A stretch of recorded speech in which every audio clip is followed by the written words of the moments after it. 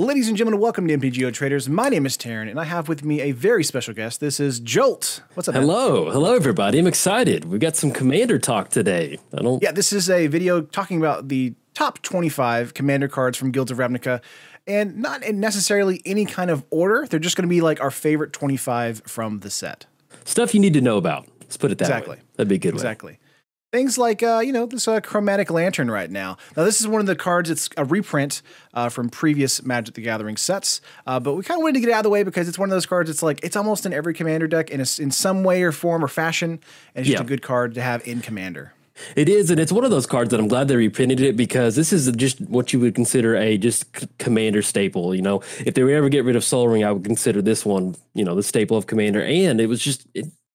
sit at $5 right now. And I think prior to that, it was creeping up to around $7, $8, $9. So to have something that's just a 3-mana rock like this, it's nice to have a reprint, especially in a set like this. So I felt like before it was even printed or in the new set in Guilds of Ravnica, wasn't it like almost spiking to like almost about $10? Like that's insane. Yeah, I don't really follow paper prices that much, but I just remember because I have a that add-on on your website where there's somebody types a card name, it pops up. And then one day I saw that it was like, like you mentioned, it was like $8, $9, $10. I was like, whoa. I was like, because I got in during Return to Ravnica and I remember that card being like $1 card or something, like $1 rare bin. Right. It's kind of like Command Tower, where it's just like it's in literally every Commander deck ever because you just need one of these and you're 99. Yep. So, but that's going to be the only card we're going to talk about as far as a reprint card. Really nothing else within the set. Yep. I guess. So let's move on to our first card from Guilds of Ravnica that we want to talk about, which is Underrealm Lich. This is a 5-mana 4/3 creature zombie elf shaman. If you would draw a card instead, look at the top 3 cards of your library, then put one of them into your hand, the rest into your graveyard. You can pay 4 life, and it gains indestructible until end of turn and tap it. I love this card. I'm going to the pre-release and I'm Golgari at heart. My first pre-release was Ravnica, and I picked Golgari then. And so whenever they spoiled this card, I was just... I don't know. I love it. I mean, it's just the fact that it has the pay 4 life activation, you can make it indestructible. And the fact that it is a Lich, flavor wise, and that if you would draw a card. So basically, if you have this on the battlefield and you would deck yourself, you're not going to lose. And so that's really cool because if you would draw a card, look at the top 3 cards, and you're not going to lose if you have no cards to look at. So flavor wise, it's just a really cool card. And I don't know. I kind of want to jam. We're talking about Commander, but I want to kind of make it work in Modern somehow. I don't know how, but it's kind of 5 mana. Feels a little expensive for Modern. Expensive, but Yeah. I do think it evades a lot of removal in the Commander format, especially since you have so much life to kind of throw into this once it hits the battlefield. Because if they're like, I'm going to murder it or whatever, you just be like, I'm just going to pay 4 life and make it indestructible, so you can't really touch it. Yeah, especially something like Gitrog Monster, where you've got, if you would draw a card, look at the top 3 cards. I mean, you're getting a free brainstorm off of a fetch land activation. I mean, it is just, and that's a huge, especially in Commander where you want as much stuff in the graveyard as possible. The fact that you can dump it in there, I mean, this is wonderful. Yeah, I saw this card, I was like, yes, it's magic. You have those cards that I didn't know I needed this card that badly until you see it. You're like, yes, this is definitely one of those cards. It does everything you want it to do for Golgari. Absolutely. Yes, 100%. So good one here. Moving on to another one we have. This is Mnemonic Betrayal. This is a 3-mana sorcery mythic. Exile all cards from all opponents' graveyards. You may cast those cards this turn, and you may spend mana as though it were mana of any type to cast those spells. At the beginning of your next instep, if any of those cards remain exiled, return them to the owner's graveyards, and then exile Mnemonic Betrayal. This is a huge card for Commander because if you're with a multiplayer Commander format with a bunch of people in your pod that have a lot of good stuff in their graveyard, this card is going to go off.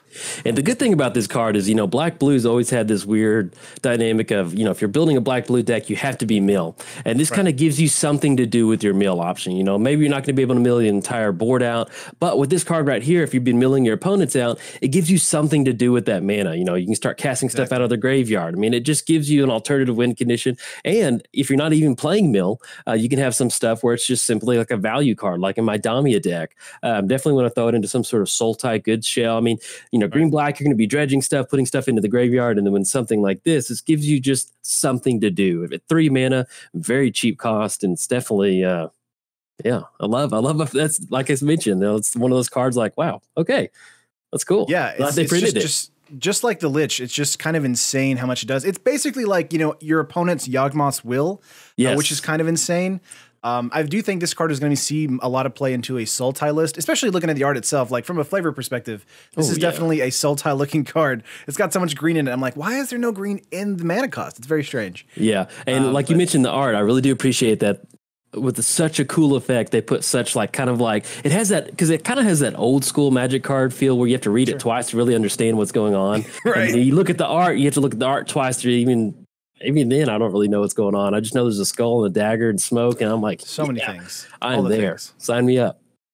Great card for Mnemonic Betrayal. Yeah. Next up for us, we've got Thousand Year Storm. This is a spicy card for Izzet players. It's a 6 mana mythic enchantment. Whenever you cast an instant or sorcery spell, copy it for each other instant and sorcery spell you've cast before it this turn. You may choose new targets for the copy. This card is ridiculous.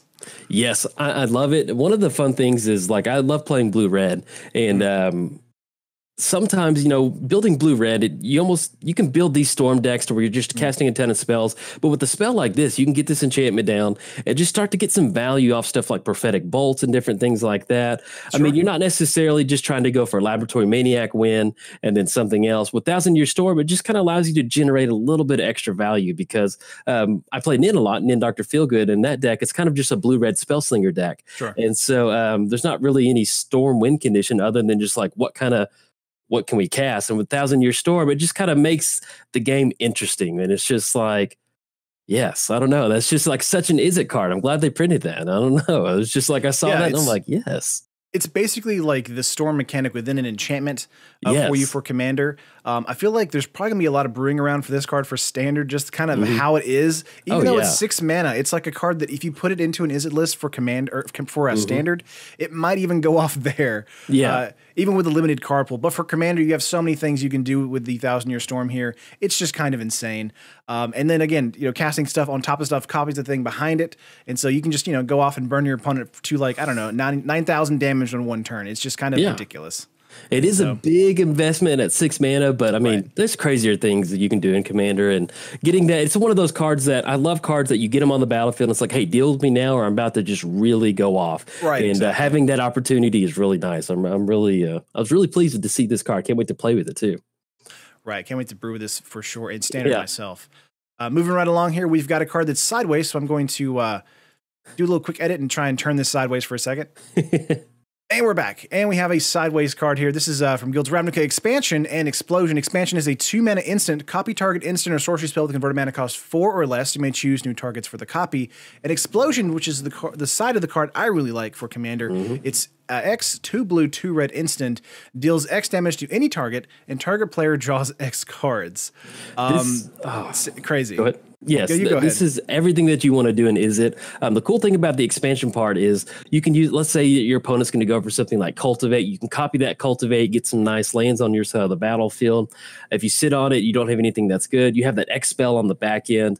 In Commander, you're getting mana rocks down. You want to build up as much mana as possible. So having an X spell just to draw a bunch of cards or just to deal damage to a target, this is a beautiful card. I love this card. It's just kind of one of those things where you can keep going on and on about it, but it's the simplicity of it. It's just really nice. Just having that copy spell and the dump spell for late game is so nice to have, and so especially in a card like this. I think Expansion is one of the few cards where it can just be for straight red mana, and you can like copy a counter on your opponent's side of the field, which is really interesting. Like you cast something, your opponent casts a counter, and you just cast Expansion for just double red, and then you can actually copy their counter and counter their counter, which is kind of insane. But yeah, also using it for whenever they go with a Cultivate or something, that's super good in Commander. And yeah, Explosion in the mid to late game, if you have like a full pot of people, or if you're just doing 1v1 and you have a ton of mana to dump into it, Explosion can maybe kill your opponent and draw you cards, or just do a bunch of damage to a creature on their side of the field, maybe kill their commander, and then you just, again, draw like 5 or 6 cards. So it's kind of ridiculous in that respect.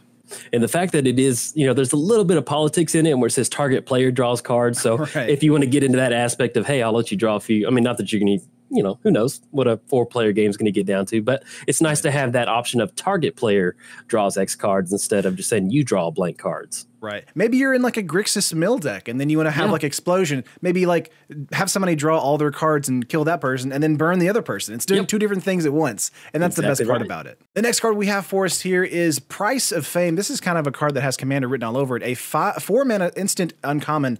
This spell costs 2 less to cast if it targets a legendary creature. Destroy target creature and Surveil 2, which is the new Guilds of Ravnica mechanic. Look at the top 2 cards of your library, then put any number of them into your graveyard and the rest on the top of your library in any order. Yes, this is love it. I love having some good access to some good spot removal. It is a little weird that it's, you have to target legendary creatures. There's always going to be legendary creatures in Commander. Obviously, you're playing Commander. But as long as it's not just sitting in your hand, but the fact that it does have that Surveil too, this is going to slot well into whatever sort of deck's going to care about dumping stuff into the graveyard or simply just getting that going. I mean, it's nice to have a removal spell that has just a little bit of extra value tacked onto it like that. Right, exactly. That Surveil 2 is always nice, and especially when it comes out, especially something like Go for the Throw, if you're targeting a legendary creature. That's thumbs up. Really good. Absolutely. For that.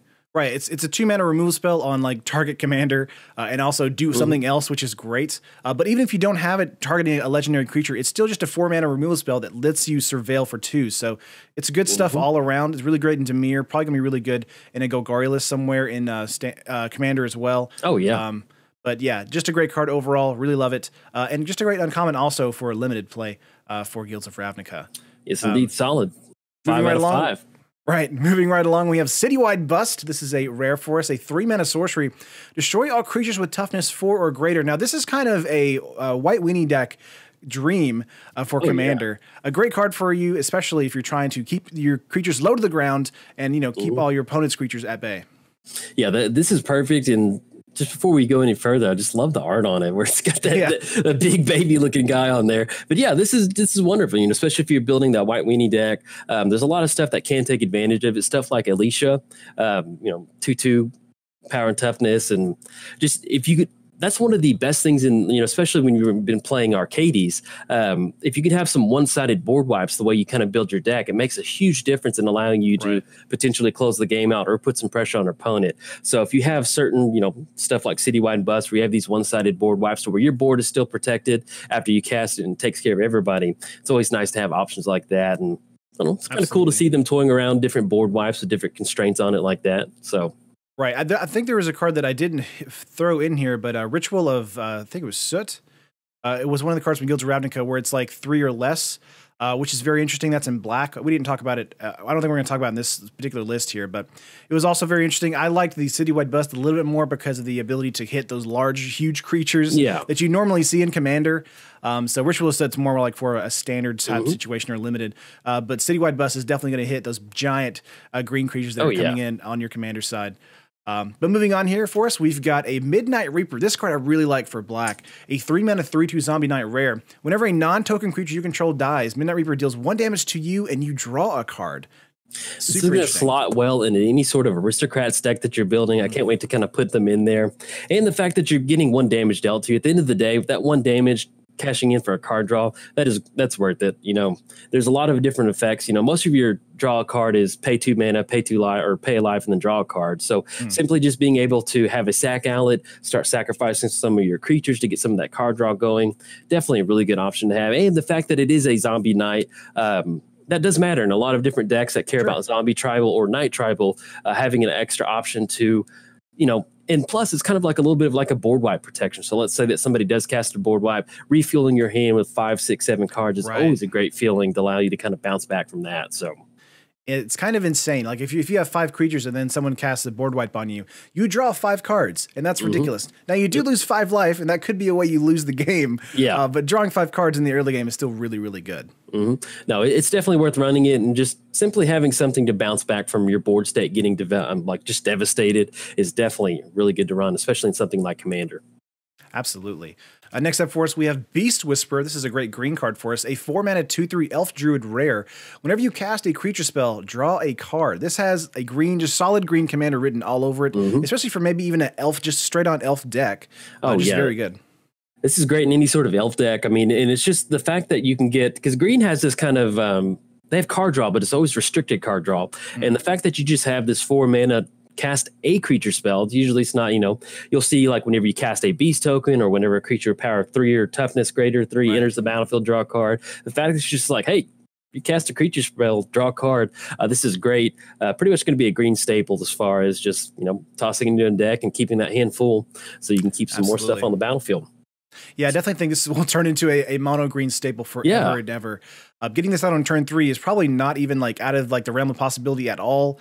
For Commander for sure. This is going to be a card that if you don't deal with it, it's going to draw them 3 or 4 cards like immediately. Add into the fact that you're drawing a card. Let's say you draw into another creature spell, so it's just kind of going to just keep that cycle going of just keeping that movement in your hand, which is exactly what you want to be doing in Commander, keeping that hand fresh. Absolutely. Next up for us, we have Omnispell Adept. This is a blue card for us, a 5-mana rare 3/4 human wizard.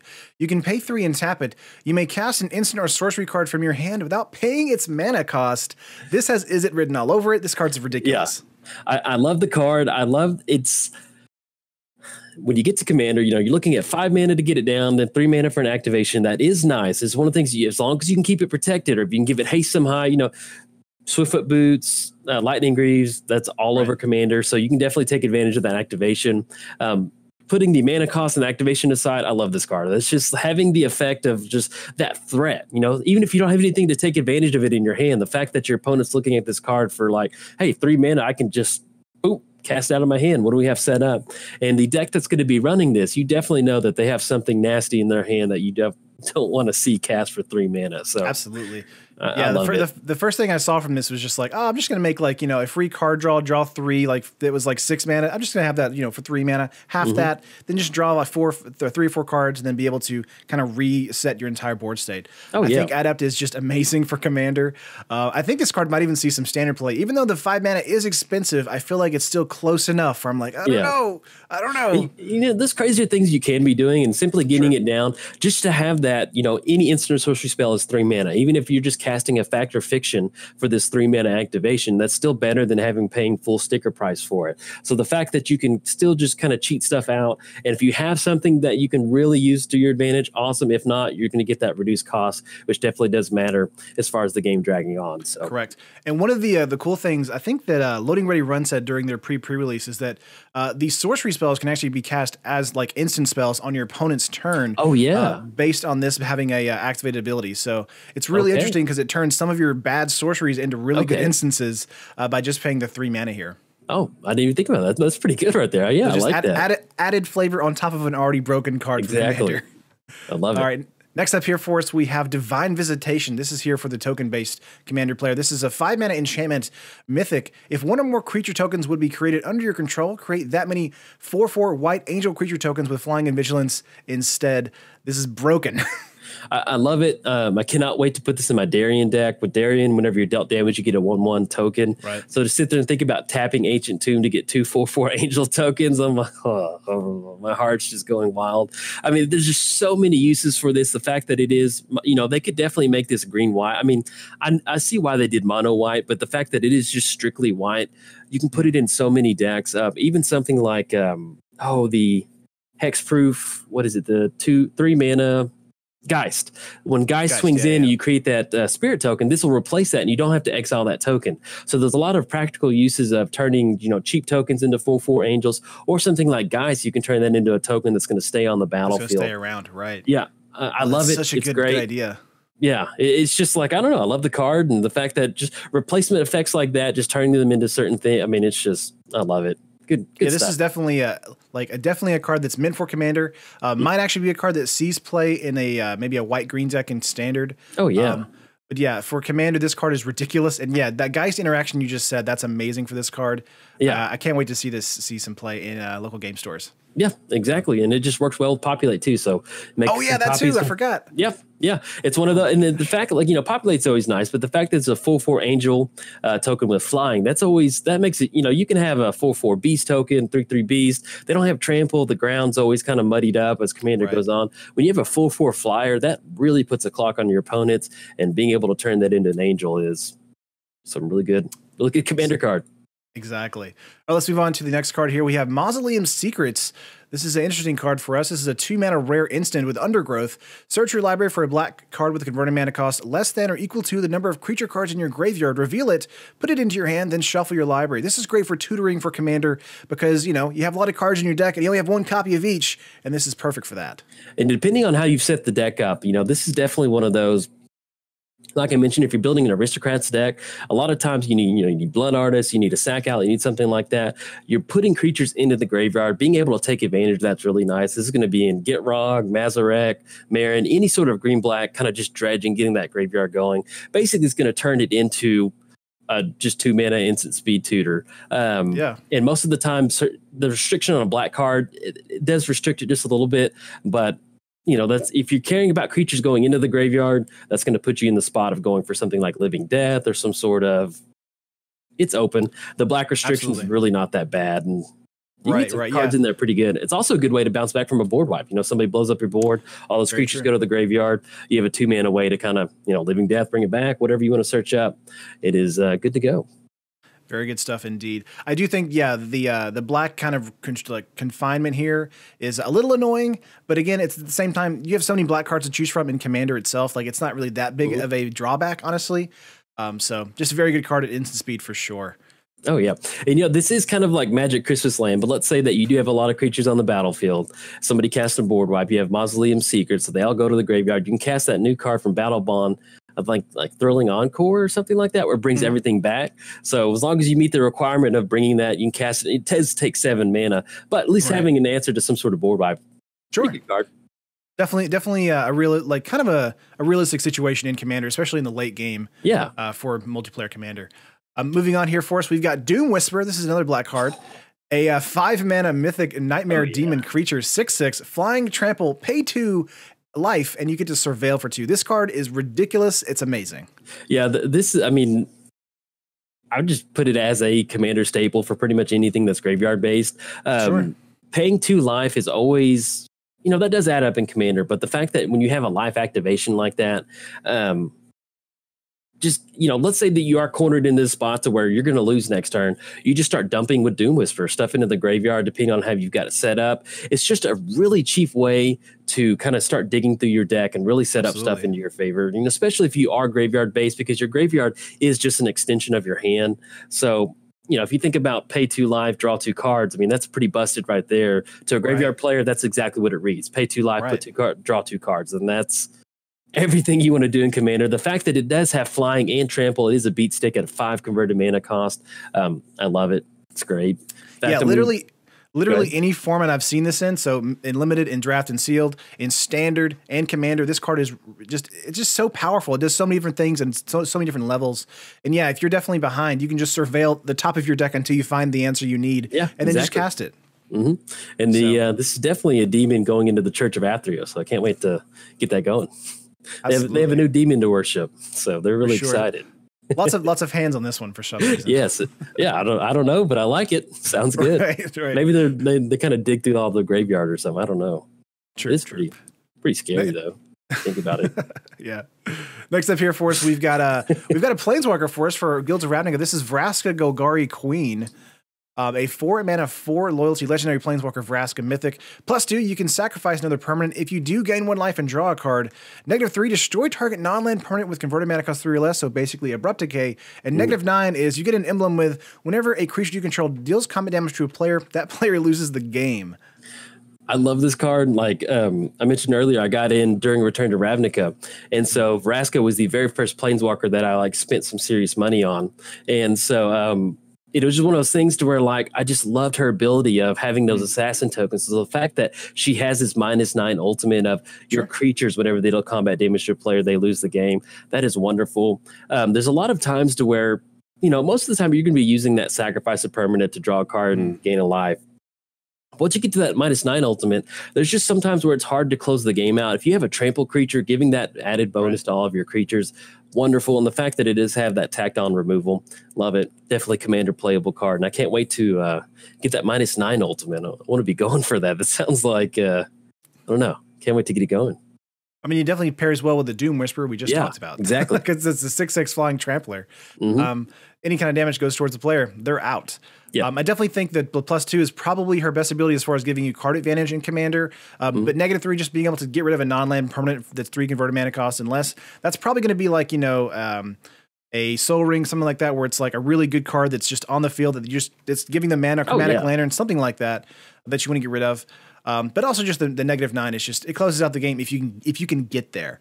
Depending, whatever sort of deck and commander is going to be running this is going to definitely be able to take advantage of that +2. So you got stuff like Bloodghast, so you +2 on Vraska, sacrifice Bloodghast, goes to the graveyard, make your land drop for the turn, Bloodghast comes back. So it's really like you didn't lose anything. So whatever deck's going to be running this is definitely going to have that safety net built in to where you're not really you're just still getting ahead on getting that 2-for-1 on your side of the board, getting that card draw. Right. Which is always how about this? Have Golgari on the field, Bloodghast with the Midnight Reaper, sacrifice Bloodghast, draw a card, gain a life, actually lose a life, draw another card, draw 2 cards, be even. Oh. It's such good stuff. It's just really good interactions overall with these cards. You're getting my heart going. You need to settle down.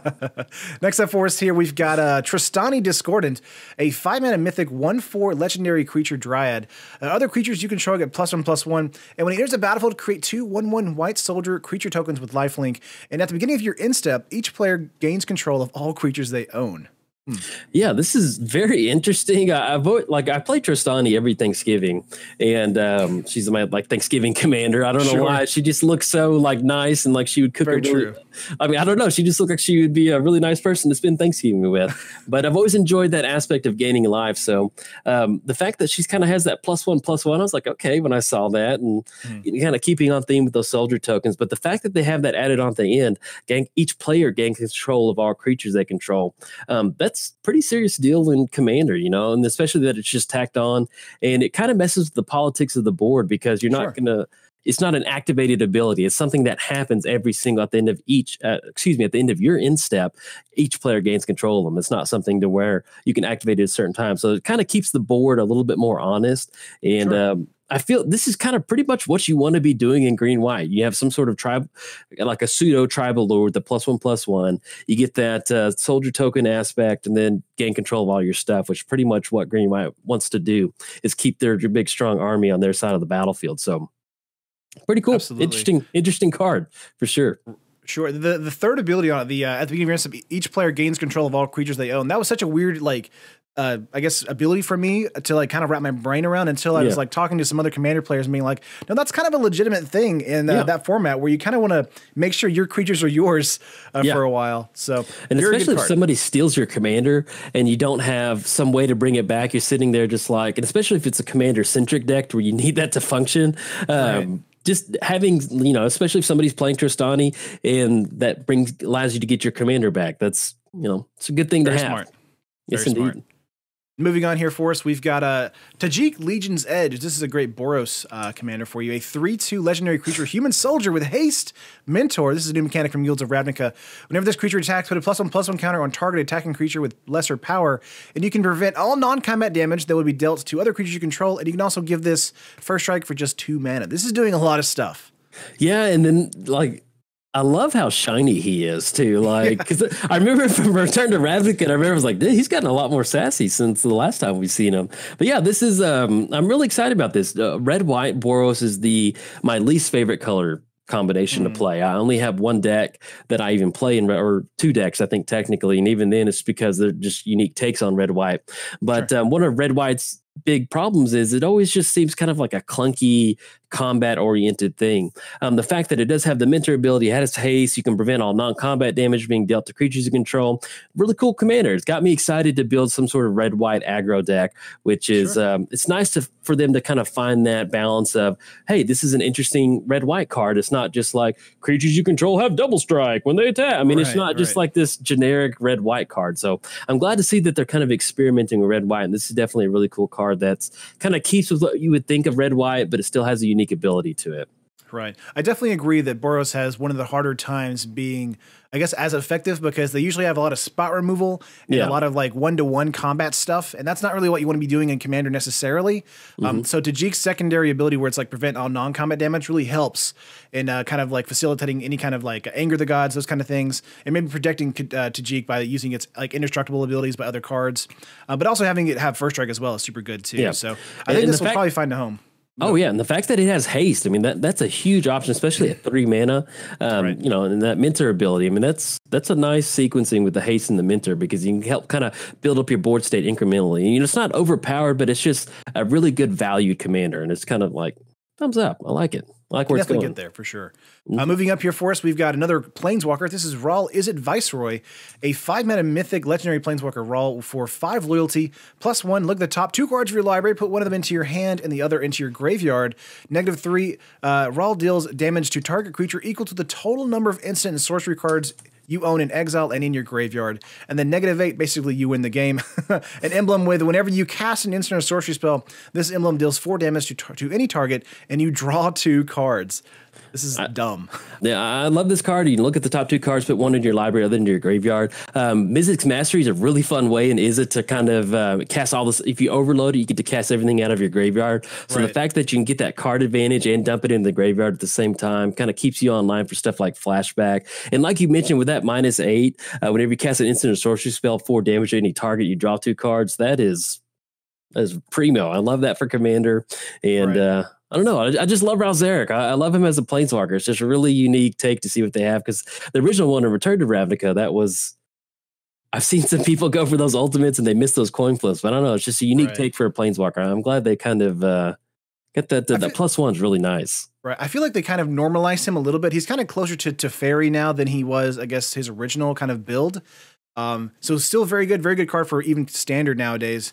But good card advantage on +1, good removal on -3, and really great card advantage as well as good removal on -8. Just kind of combining the +1 and -3. Yeah. And it kind of goes off really quickly too. It just takes 4 turns to make this kind of happen if you want it to.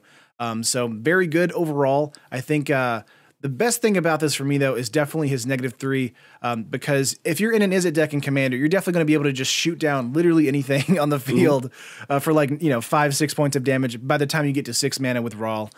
Very, very powerful for me. And especially, if you go for the -3, then you plus it up next turn, it's ready to go again for the -3, and it kind of restocks on that. I'm like, well, I like it. It's not overpowered, but a really good design. And then that +1, I also forgot to mention, there's a lot of stuff that has delve, any sort of things, like treasure cruise, different things like that. The fact that you can get card advantage into your hand and fill your graveyard for stuff like delve, really good. Flashback too, and especially with that double blue spell that they came out with. Can't remember what it is, but mission briefing, you mean? Yes, works well with that too. Mission briefing, yeah, absolutely. Moving right along, we've got Niv-Mizzet Parun. This is a new Niv-Mizzet card for us for Commander. A 6-mana 5/5 legendary creature dragon wizard rare. This spell can't be countered, flying, and whenever you draw a card, it deals 1 damage to any target, and whenever a player casts an instant or sorcery spell, draw a card. So it basically punishes all of your other opponents in Commander by doing anything. Yeah, the triple blue, triple red is a little crazy. I'm like, because actually, if people watching this video, Niv is what I'm planning to put out on this channel. Hopefully this Friday, fingers crossed. I'll have it out this Friday, but I'm in the process of building it right now, and I can't wait. There's a ton of different ways that you can go infinite with Niv. Put an enchantment on it, draw a card, and it just basically kind of loops like that. So I'm definitely not going for anything like that. I just want to build this blue-red Spellslinger deck.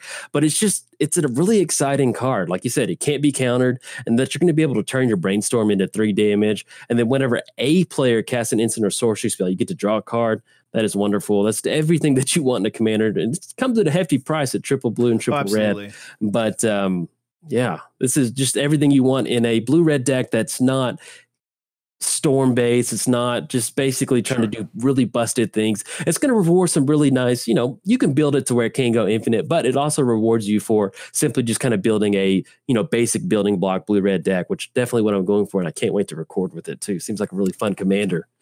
Absolutely. Wasn't the card that made it go infinite, was it Curiosity? Was that the card? Curiosity. Yeah, I'm pretty sure that's what it's one of those, like, I don't play him in an infinite capacity, but like when I play against him, I'm always just like, it's like that Splinter Twin feeling of like, they always have it. Like they're going to have it. And then you see the loop start to go to MTGO, and you're like, oh, yeah, Mark, good game. Got Just, it, man. yep, Kinsey. Good game, guys. You got it. GG. All right, moving on to another card here. We have Etrata the Silencer. This card is super fun here. A 4-mana, 3/5 legendary creature, Vampire Assassin rare. It can't be blocked, and whenever it deals damage to a player, exile target creature that player controls and put a hit counter on that card. That player loses the game if they control 3 or more exiled cards with the hit counters on them, and Etrata's owner shuffles Etrata into their library. So very interesting. Yes, I love this card. And especially the fact that you read it and you're just like, wait, what? Okay, I've got to do a double take on it. There's a lot of different ways that you can take this card. So one of the cool things about this is you get that swings in, you deal that combat damage, you get that trigger on the stack. With ninjutsu, it does not matter, at any point during the attack step, you can swap it out with ninjutsu. So once you deal that damage, you get that trigger on the stack, you can bring her back to your hand and put that ninjutsu creature on the battlefield, and you don't have to shuffle her away. Yeah, so it's another really unique way to take advantage of it. In fact, you should check it out. My buddy Mudsta, he put out a deck tech on her where he kind of breaks down different ways you can take advantage of her. But there's a lot of cool ways you can. So you have the ninjutsu thing. We are in Commander, so if you do have to shuffle her back in, you have the option of putting her back into the command zone, so you don't have to worry about losing her. Or if you're going to shuffle her back in to kind of keep that Commander tax down, running a lot of tutors, different things like that to go for that. It's just, I don't know. I love cards that have unique counters on it like that, and the fact that it's kind of real flavor wise. I can't wait. I'm waiting to build her, because with something like this, it's kind of one of those commanders you want to take your time and really find like a nice build for it. And I can't wait to go for that. I can't remember the actual artifact, but I think there's something that it's escaping me, but you can copy triggered abilities with it. So basically you can get that extra ability going, and that way you can kind of speed that clock up for that. Or something like the Blade card, Blade of Sleeves, I think. And then, or the host of, there's the Mask of, it's the one that came out recently to where the non-legendary clause doesn't apply and you can make an extra copy of it. Oh, yeah. I can't remember. I know what you're talking about. So Helm of the Host? Yeah, so basically getting multiple copies of her on the battlefield is a really fun thing to do. Absolutely. Yeah, so getting three copies and then just going in. Yeah. Helm of the Host, I think that's what it is. Yeah, I think so.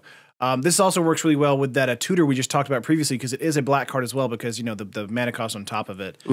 So works really well with that tutor too. So I think Etrata is super fun here. Just has to hit 3 times. So if you can do that in Commander, then you're golden. You just win the game. Yeah, Helm of the Host. That's what it is. At the beginning of your combat in your turn, create a token that's a copy of a equipped creature, except it isn't legendary, and then that token gains haste, which is exactly what you want to be doing with her. So that's another fun way to take advantage of her.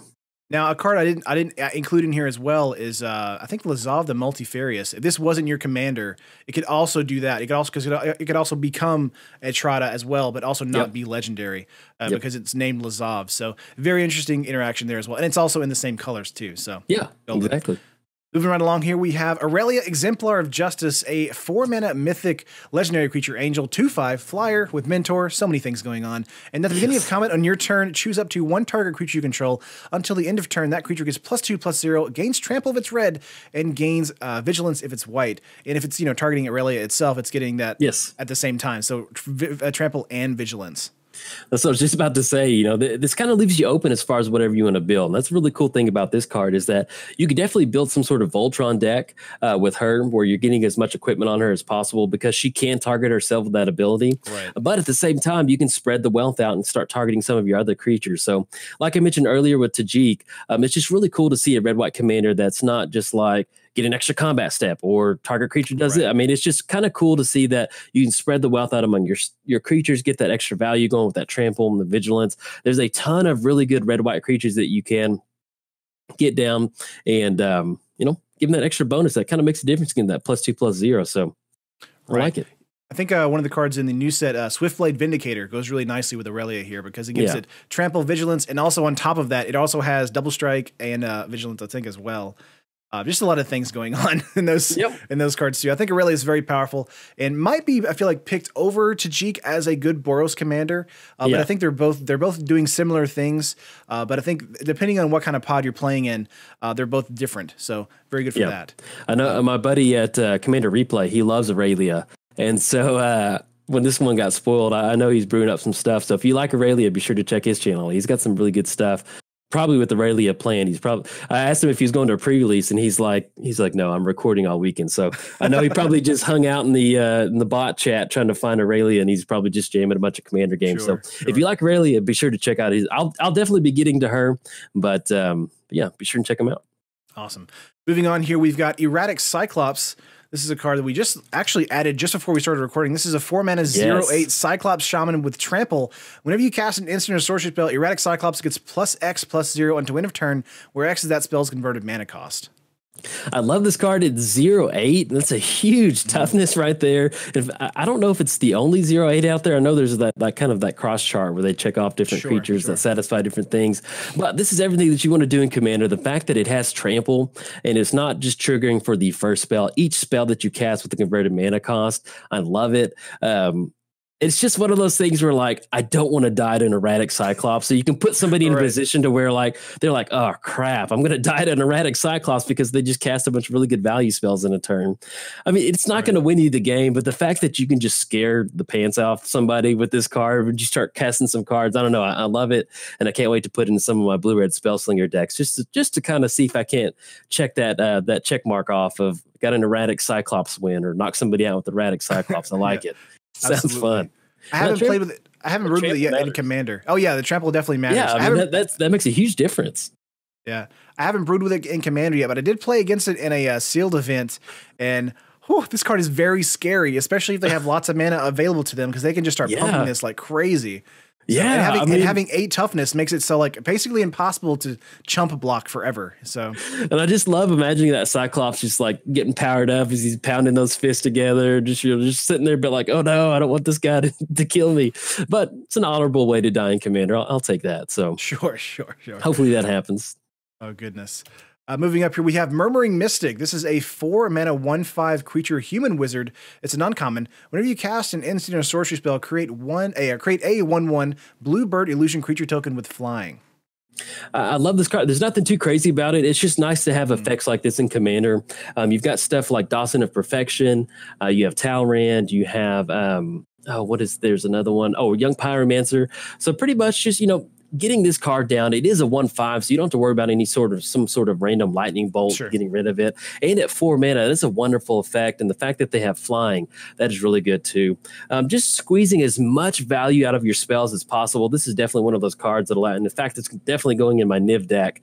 And yeah, it's just nice. Just nice to have cards like this, and the fact that they printed it to have especially in Commander, it's singleton format, so you can't run multiple copies. Right. So to have that multiple effect in your deck building really helps you kind of smooth out some of those blue-red decks that aren't necessarily caring about going off in one turn, but necessarily building up a nice kind of board state to kind of help you win the game out. Love it.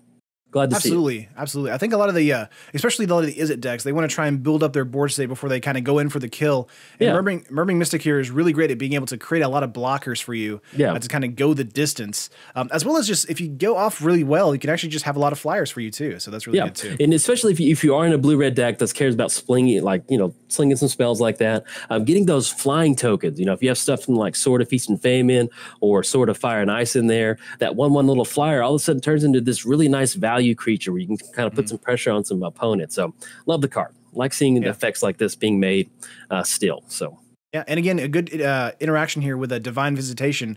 Instead of making 1/1s, why not make 4/4 flyers with Vigilance? How about doing that? 4/4 flyers, yeah. That sounds like a great plan. Exactly. And then we have a Plaguecrafter here. This is a 3-mana 3/2 creature human shaman uncommon. When it enters the battlefield, each player sacrifices a creature or planeswalker, and then each player who can't discards a card. Whew. This is you have Fleshback Marauder and you also have the Merciless Executioner. Those are going to be your really good 3-mana sacrifice spells. With this Plaguecrafter, most of my decks, if I'm running one of those two, I run Fleshback and Merciless. This is definitely going to take the spot of one of those two cards. And we're talking about Commander. There's a lot of interactions that allow you to go infinite. This gives you some sort of option to kind of get some good board control. The fact that it's, let's say that you can loop Merciless Executioner a bunch of times. Everybody sacrifices their creatures. Once nobody has creatures, there's nothing else for you to do. If you can somehow loop this card, they sacrifice their creatures, so bump, that gets taken care of. Then if they can't sacrifice a creature, they sacrifice their planeswalkers. So once that's taken care of, then you can start attacking their hand. So basically, this allows you to just kind of get some really good board presence. And if you're playing against and you're sitting down at a multiplayer table, and this person has a creature, this person has a planeswalker, and this person has none, you're still going to hit them. You're going to get some sort of value out of 3 mana. So it's nice to have that added effect spread out across the table. Commander staple, love this card. Yeah, I think this card is super powerful, especially in those type of situations where one player may have a creature, one player may have just a planeswalker, and one player may have nothing, and you still hit all 3 of those types of players because of this ability. It's just very powerful across the board for just 3 mana, and it's a 3/2 body. Even if it the ability somehow gets disallowed or something, like it's still going to be 3/2 body, which is decent for 3. The only downside is the human. Like this is a zombie. Oh man, that'd be perfect. Yeah, but beggars can't be choosers. It's got a lot of stuff on there, so I probably know why they did do that, because that'd be pretty good with in a zombie deck. But absolutely. Other than that, it's a beautiful card. I love it for sure. All right, and I think we have this is our second to last card here. This is Assassin's Trophy. A 2-mana instant rare. This is a card we kind of had to include in here because it's just so good. Destroy target permanent and an opponent controls. Its controller may search their library for a basic land card to put it onto the battlefield, then shuffle their library. I mean, this is just, it's good in Modern, it's good in Standard, it's good in Legacy, it's good in Commander. 2 mana, just destroy Planeswalker, destroy Chat. This is just, it takes care of so many cards. There's a lot of times in Commander where you've got to run stuff like Putrefy, where it's destroy target artifact and target creature. You need to run a lot of these spells that kind of do multiple things at once, and that puts you in the 3 mana range. The fact that you have a 2 mana instant speed spell, they do get a basic land, but this is Commander. That's basically nothing when you compare that to, you just take control, target permanent, destroy, and it's going to hit lands too. So stuff like Guy's Cradle, you can hit, Homeward Path. That's just target permanent. I don't know, a 2 mana target permanent spell. That's definitely something you want to talk about, and it's. Yeah, I can't wait. There's a reason why it's at least $20 this weekend on Magic Online. I was looking at that. Absolutely. Like, I think before the set even came out, like a couple days ago, I was looking on Paper Price and it was like $25, and that was like it hasn't even released properly yet. Yeah, it's kind of insane. It reminds me of because Wizard the design of Magic went through that weird phase to where they just didn't print, like they had the graveyard set, but they're like, there's no graveyard. You don't need graveyard removal. You don't need anything like that. So, and I remember reading a post from Morrow says, hey, removal is going to get better as the sets go on. And looking at Assassin's Trophies, like, hey, well, here's your 2 mana destroy target permanent. What do you think about that? I'm like, all right. This is amazing. We made him mad. I like it. Now we just got to get him down to 1 mana, something like this. Yeah, exactly. Oh gosh, really love Assassin's Trophy. Yeah, for sure. Next up here we have, I think this might be the last card of the list here. This is Crush Contraband. This is just like you were talking about, kind of multiple abilities here. A 4 mana instant uncommon. Choose one or both. Exile target artifact or exile target enchantment. Yep. It's nice to have that ability in 4 mana, exiling an artifact and an enchantment. It's a little bit better than Return to Dust. Return to Dust is 2 colorless, double white. And, but yeah, it's just a really good commander spell. Exile target artifact or enchantment. And the fact that the art, it looks like a luchador. He's kind of like, I don't know. Yeah. I love that. He's just like, he's smiling. Cause if you're going to be able to 2-for-1 somebody, that's definitely your face right there where you're Absolutely. like, I gotcha. But yeah, not much else to discuss on it other than it's just a really nice effect to have one or both artifacts and enchantments. Exactly what you want to do in a white spell. Right. And depending on if you're a green-white deck or some sort of red-white deck, sometimes that double white's a little bit hard to hit. The fact that it is 3 colorless and a white, that does make a difference. And for sure, certain decks that aren't necessarily mono white or not as heavily white, because typically, if it is a multicolored deck, green, white, whatever, white tends to be your kind of splash color once you kind of build it. If it's green, white, you're gonna have a lot of really heavy green creatures. So it helps just kind of get some of these spells out a little bit quicker than normal without having to worry about that double white spell. But other than that, solid commander card, and love the art. Just solid all around for sure. But that's going to actually conclude all the 25 cards we wanted to talk about for the Commander video here today. Let me know if we kind of left out a card in the comments down below. And like if you like it, subscribe to the channel if you haven't already. And of course, check out Jolt's channel. Yes. Over on his channel. He's got a ton of great Commander content. And you're doing like a weekly news show now, right? Yes, I'm doing the in-step. So basically it's going to be a weekly news show where I talk about upcoming Magic streams. I talk about speakeasy cards, some cards in Commander that necessarily underplayed that you maybe not know about.